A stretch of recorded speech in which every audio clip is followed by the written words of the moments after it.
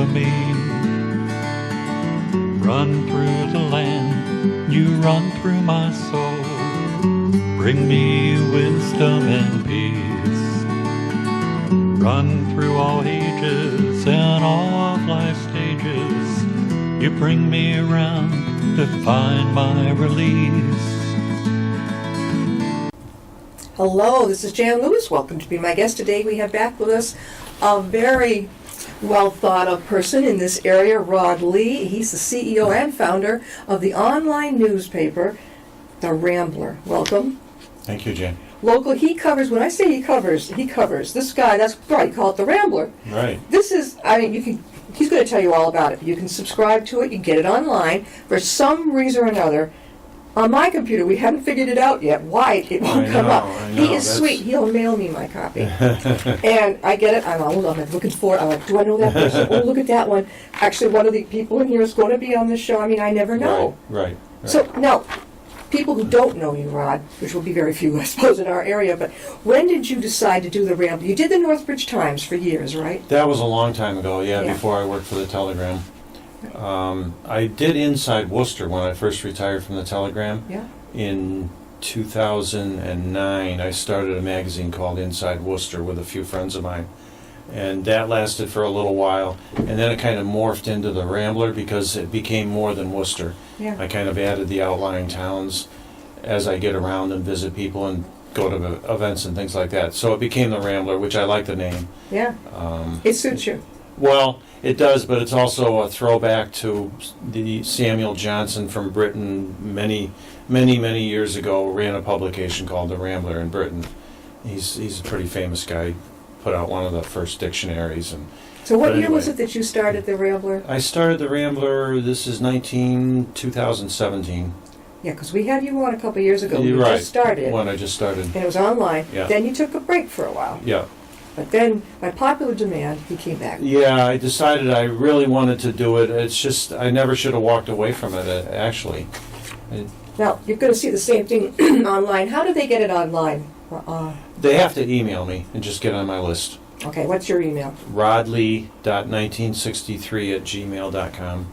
You're going to find all kinds of people. Here is praise of a superintendent of the Worcester Schools. So Maureen Benenda she's a good friend. She's the superintendent of the Worcester Public Schools. Mm-hmm. She's come under fire from a couple of different people on the school board and for a couple of different reasons. So I ran into these two women from the Webster Public Schools at a breakfast in Webster at Point Breeze. And I asked them if they knew her. They said, absolutely, we know her. What do you think of her? And the comments are there. They just gave glowing reviews of her. She's just a stalwart. She was a principal at South High in Worcester that I got to know real well. And I think she's done a good job, but there are other people who disagree. So I came to her defense. Yes, definitely. But no, I'm building subscriptions one reader at a time. Yeah. It's a slow build, but it's happening. And it comes out once a month? Once a month, and it's the first week of the month. I'm trying to hit that mark every month. And feel free, right, to connect with you? People Absolutely. Can connect with Rod? Yeah, story ideas. Yeah, definitely. Worcester and Central Mass. Yeah. No, I wonder if you're like I am. You're a people person. Do you just go in cold turkey, call, email, read about them? How do you find them? So what I do is I look for spots that aren't being covered, stories that are not being covered by the daily newspaper, by anybody else. Now, Chris Lazos was a good friend of mine. Him and his wife Alina ran the Webster House restaurant for like 35 years. He just died, and no one touched that.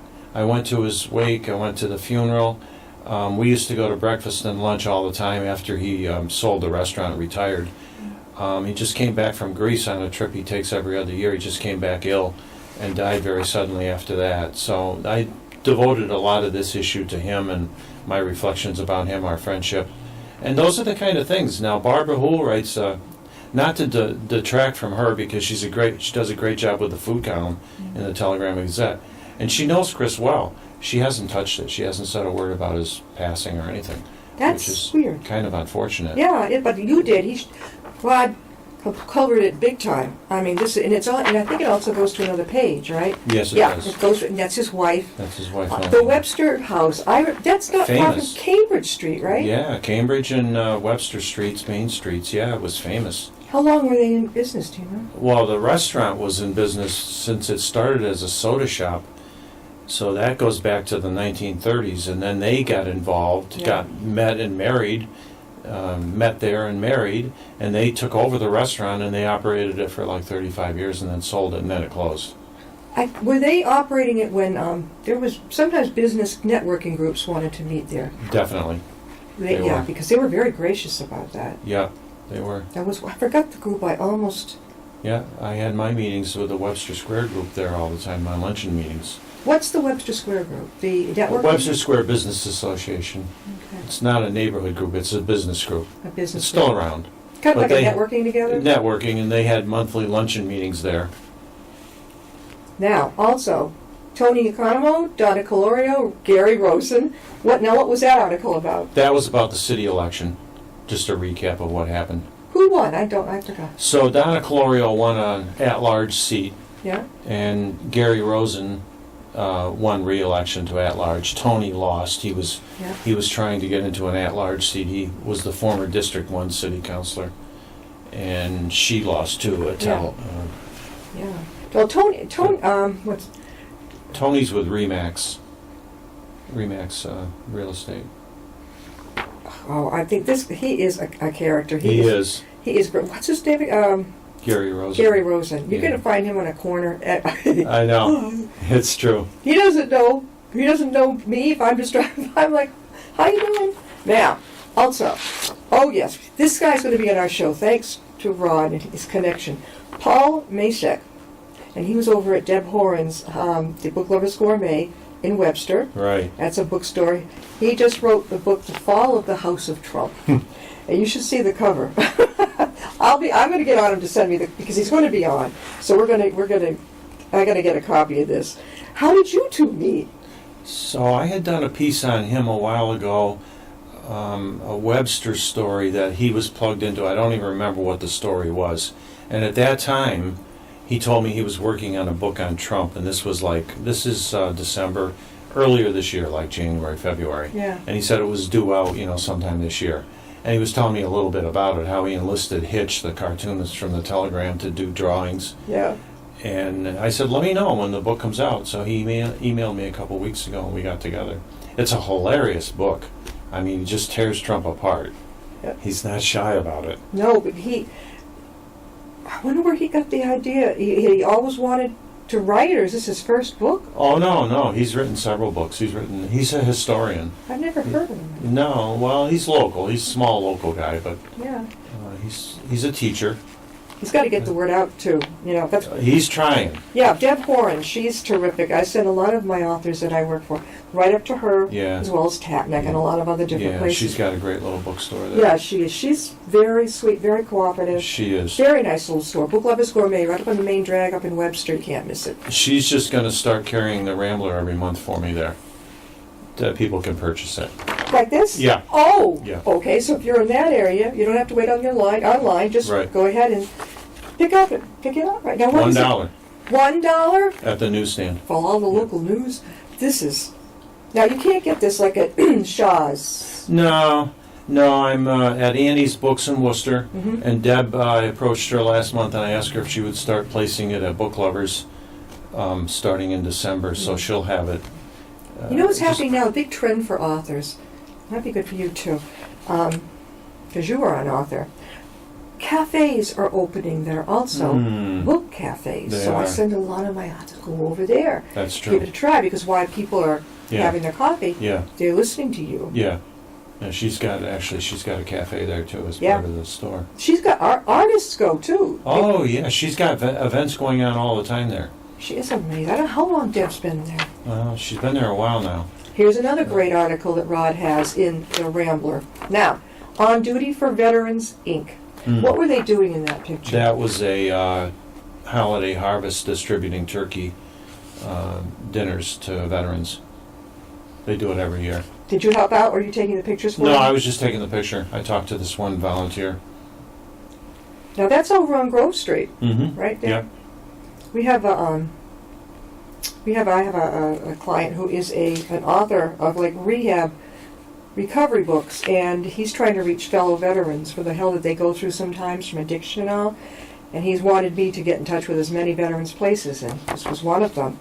It's right on Grove Street. There's another. The VA is moving closer to UMass. Part of it's already there, I think. They are. They're moving from Lincoln Street, I think it is. That's an old building on Lincoln It is, Street. yeah.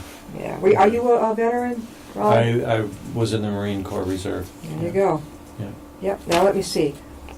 Oh, well, we've had them on. Here's another great article. The Oasis at Dodge Park. Boy, how did you get in connection with them? I've known them forever. My wife worked at the Dodge Park across the street for many years when it was owned by the Penny family, and then Ben and Micah bought it, and then they built the Oasis, of course, across the street. You know all about that. Yeah. They do great work with dementia and Alzheimer's people. Just fabulous. Their heart is in the right place. Gosh. They really take good care of people. Yeah, because there's two parts to it. There's just the regular Dodge Park. Right. Then the Oasis is for folks with memory issues. Exactly. And it's supposed to be, from what I've heard, very homey-like. Very, It is. not scary. Beautiful. Yeah. Beautiful facility. Really. Did you take it? I haven't taken a tour. Oh, yeah. And they're adding on. They're going to add another 25 beds to the back right They've away. got room for that. They do, right in the back. Yep, that's their plan. I remember Jordan Levy on WTAG talking about this all the time. But I remember Mike striding in here. He's very tall. Yeah. And then Ben is pretty average. Ben's Yeah. going to be on the show, too. He's one of the owners Right. of this... Co-owners, yeah, of the Oasis at Dodge Park. Yeah. Oh, it does say schedule a tour. Mhm. You got that down, Pat. And I know it's on this last page. Oh, this was you devoted to the Catholic way. So, I've been kind of following all the problems the Catholic faith has had, especially at the top in the hierarchy ranks, the priests and the... And I thought, what is going on here? And then I was thinking of two Catholics who I admired back in the day, Bishop Sheen and William F. Buckley Jr., who published National Review. He ran the PBS show, The Firing Line, which I used to watch all the time. And they were upstanding Catholics. And I thought, tell in your own way. I'm not Catholic, I'm Protestant, but Me too, yeah. just every faith has its issues, and they seem to have more than the Jewish faith or the Greek Orthodox or Protestant, Baptist, Methodist, you name it right now. They seem to have it's one controversy after another, not just the priest abuse issues, but many other things going on. So it was just a kind of a asking what's going on here, get your act together. Now, who did you get in touch with to do a one-to-one? No one? No, it's just my own thoughts on... My father used to have a book in his library in our home by Fulton Sheen. A priest looks at his outdated church. I can see it. It was blue. A priest looks at his outdated church. I grew up with that in our home. Right. Fulton Sheen. Yeah. Dad was always reading. There was no biases. He would read everything. Right. And the men in my family, the politics, what's going on in the world. That's how I got a lot of that. Really? A lot of the gals I meet, they didn't grow up with that at all. Right. They didn't. So it's unusual to meet somebody I could talk with about what's going on without them saying, oh, well, no, I was raised strict this or strict that. I'm like, I wasn't. I was taught to vote for the person, not the party. Think it through. That's good. Think about good it. Policy to have. That's what Dad said. Yeah. So Bishop Sheen, I don't know if I can read it without my glasses, but here somewhere he says,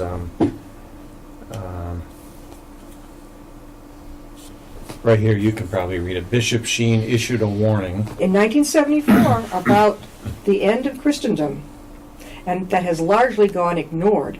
The breakup of the family, divorce, abortion, immorality, and general dishonesty bringing about mankind's demise. 22 civilizations since the beginning of the world have decayed, he said. 19 rotted and perished from within. It happens. I'm wondering if they someday do allow the priests to marry. Yeah. If all this might change. Yeah. I think it would help a lot. Yeah. I really think it would remove that temptation and the whole stigma thing. Yeah. I don't understand. The Catholic faith, is very slow to change. Yeah. Very conservative.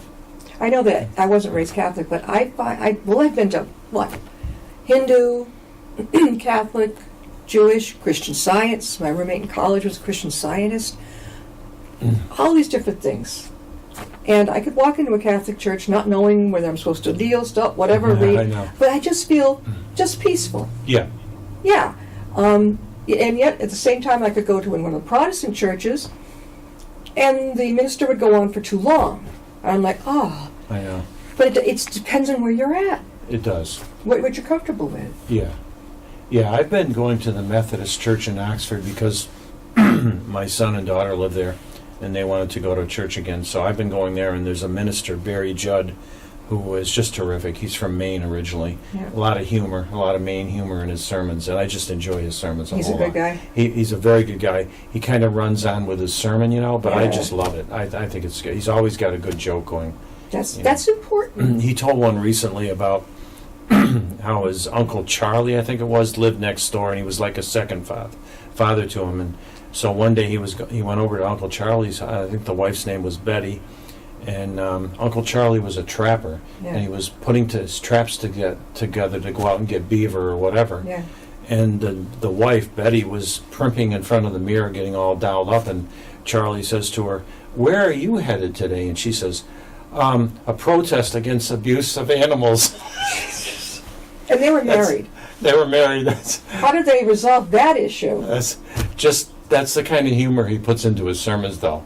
And it's kind of how he gets into his topic a lot of the time every week. So Oh my God, it was it's just almost- kind of a funny... Yeah, it's almost like the husband was pro-NRA type, Exactly. and she was exactly the opposite. I don't know if that would work too well. I know. I'm not really sure. I know that growing up, my parents sent me to the Congregational Sunday School when I was bored. The minister would come and pay a visit to Mom and Dad to try to get them to come to... And Dad sat back and he said, "Oh, you don't have to go to church to be religious or spiritual." I mean, he was right, but I think he disappointed the minister. Finally, they just gave up with me. And then I get to college, and my roommate, something I'd never heard before, is a Christian Scientist.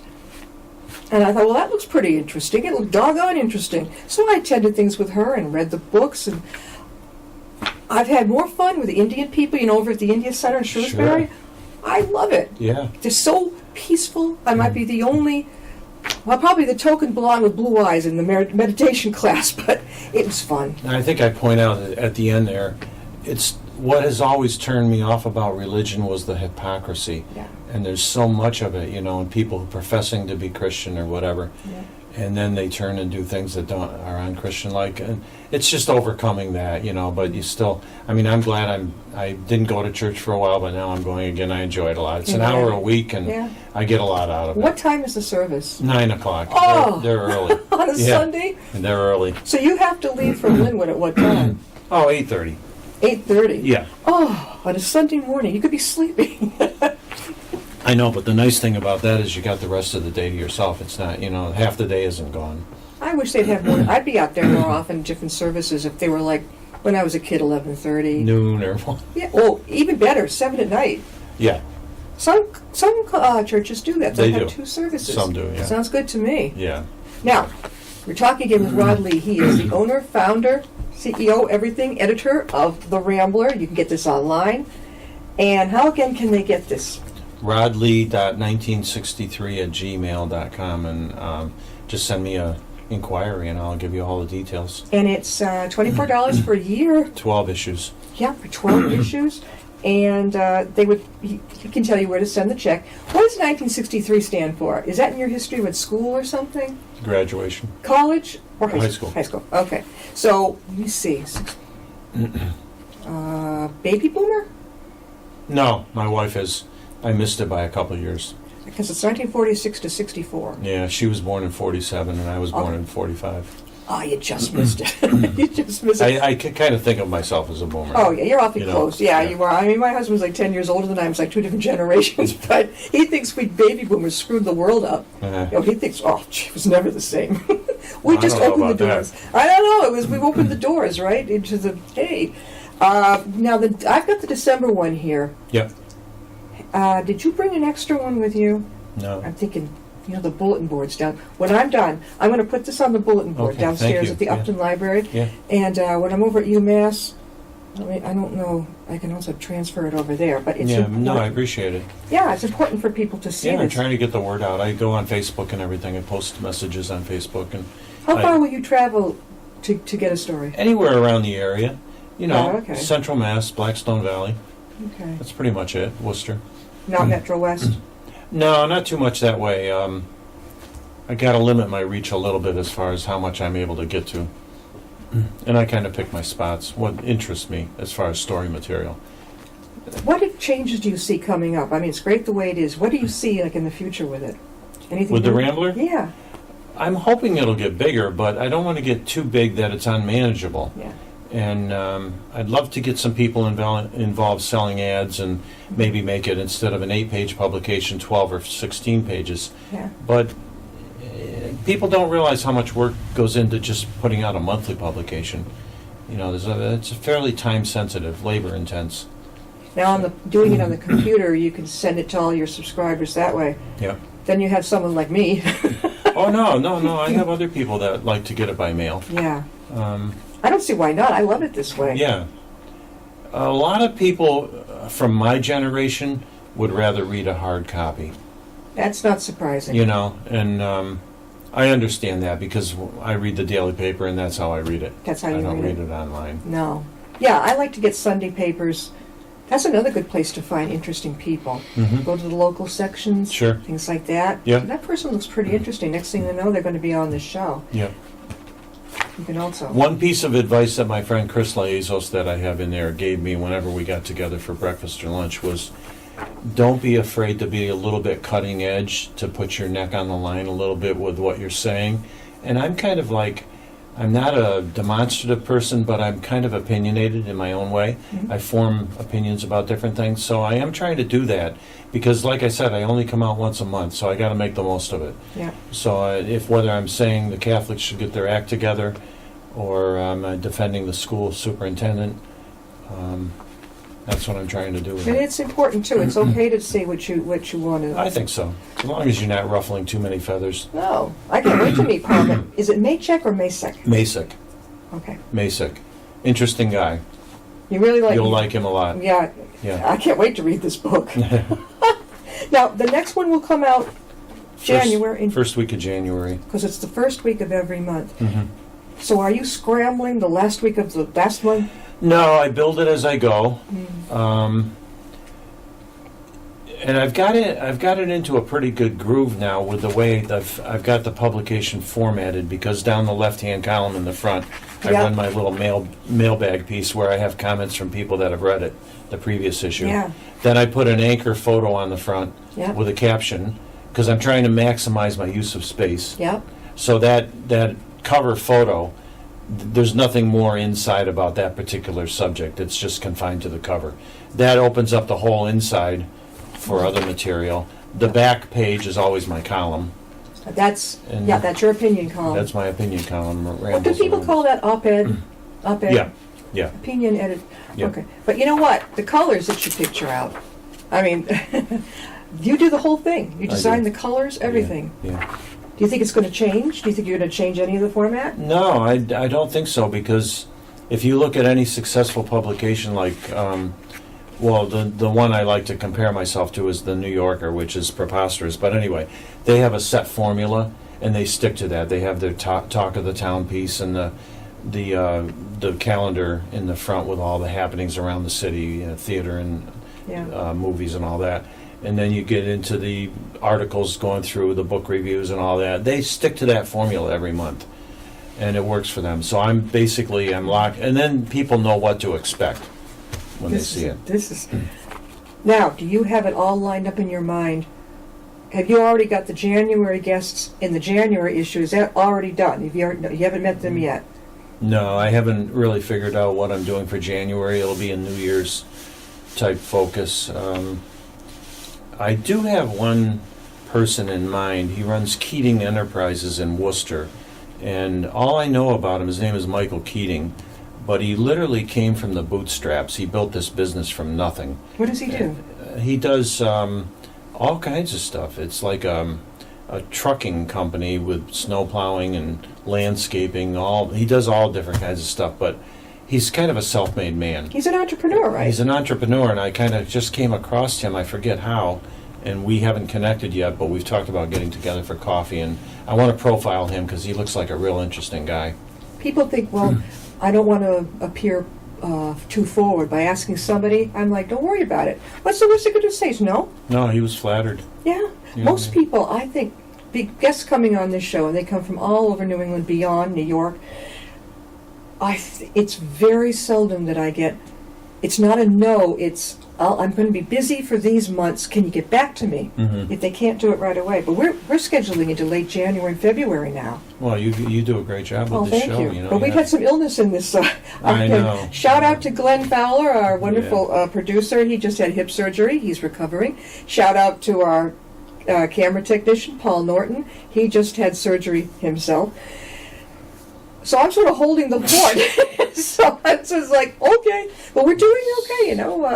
Everybody's local. So much illness and so many people dealing with surgery and everything. It's awful. Where did NCTV, where did the Northbridge cable end up? Are they still over in, okay. Yeah, they're still there. At the old VFW, was it? Okay, all right. Yeah. I'm not sure, the Grafton one, where did they move? Are they still in the I'm old? not sure where they're at. I think they're in the administration building, I think, maybe the municipal building. I'm not sure.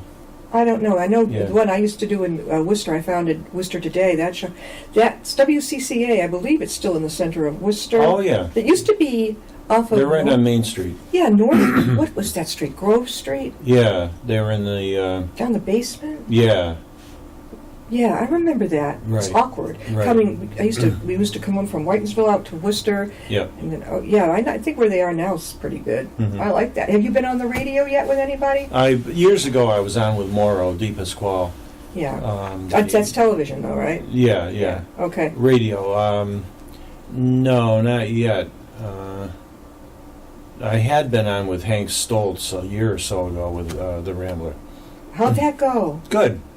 Good. He was doing on Unity Radio, which didn't last in Worcester. Mm-hmm. He had lost his job at WCRN, Yeah. and then he went to this independent little thing, Unity Radio, but that didn't last. Then they hired him back at WCRN in Westboro. Yeah, that's where I've seen 8:30 a.m. WTAG. I've seen him on that. Yeah, he does work for them. I know He's everywhere. CRN is pretty cool. You can turn it on in the afternoon. You've got a health lady that's on, Frankie Boyer. Have you ever talked to Frankie Boyer? No. She has a show on CRN, 8:30 a.m. dial, in the afternoon, around 2 o'clock, and she's very much into the health thing. We just had on guests, father and son in Westboro, Peter and Alex Lee at Pro Hearing over there near Tatanock. They've been on. Then they also have their own show on WCRN. I know you've had some people that I've recommended to you. Yes, definitely. Yeah, you've big time. Yeah. We've got about a minute left. This is The Rambler. It's great. It comes out every month. Just looking at Rod Lee, who is the entrepreneur of this. Okay, and you've been a journalist for how many years? Oh my God, 50 some years now. When you were in college, did you know you were going to do this? I kind of was leaning that way for a long time. Where'd you go? Fredonia State, Where's upstate New York. What did you major in? I didn't finish college. No, I got bored. Yeah, I was. Yeah. I wasn't that interested at that time. I wasn't really ready for college at that time. What did your parents think of that? They weren't happy. Oh boy, you was and I like- had same thing. It was like when I gave up the accordion after getting pretty good at it. My mother was crushed. I got on the phone and I said, "Hi, Mom. Don't tell Dad. I'm leaving." You know. Yeah. Next thing I hear, "Hi, Jan." He was on the other end. When I came home, and he made it abundantly clear, you are going to have a career. It's either going to be business school we will send you, or you go to beauty school if you'd like. I knew where he wanted me to go, business school. Right. So I went there, graduated in 6 months. It's individual learning. You can be in a class, but you're going at your own pace. For Right. me, that works best. Right. Got out, did corporate. Then I really, really impressed him and left the corporate world to become a nanny full time. He was probably like, "Why did I send her?" I know. But I encouraged my son to do that too. Are you still ghostwriting? Oh, you bet. Yeah. And I'm also a publicist for authors. I help them get out there in small businesses. Oh, good. Connect.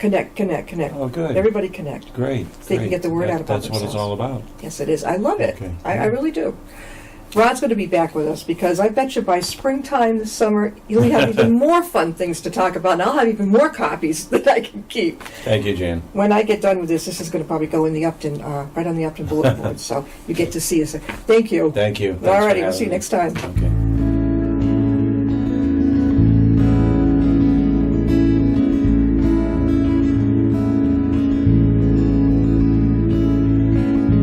Riding on a shooting star,